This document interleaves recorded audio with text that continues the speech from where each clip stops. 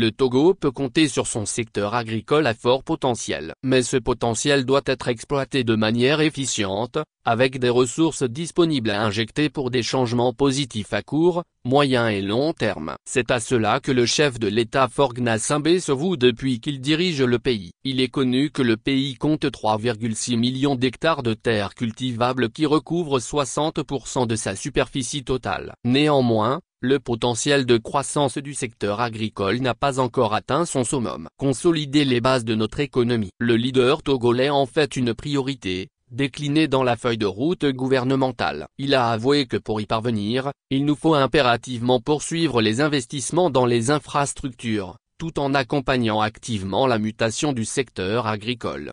Rendre plus moderne le secteur et son affaire. Parce que, se convainc-il, la modernisation de l'agriculture balisera la voie pour l'essor des industries de transformation et la multiplication des petites et moyennes entreprises ou industries, MOPMI. Le défi est donc de favoriser la création de véritables filières de transformation, allant jusqu'aux produits finis. En 2020, le ministère de l'Agriculture a indiqué que le secteur agricole crée 2 fois plus de richesses qu'en 2010. De 640,6 milliards, le PIB agricole est passé à 354,4 milliards de francs CFA en 2019, soit 40% de l'économie togolaise. Il était aussi ressorti la même année, lors du bilan officiel, qu'en moyenne, l'agriculture a progressé de 6% chaque année, avec un pic de 14% en 2014. Maintenant, de plus en plus de moyens sont mis en œuvre pour la structuration des filières et leur réorientation vers l'exportation des produits finis et semi-finis,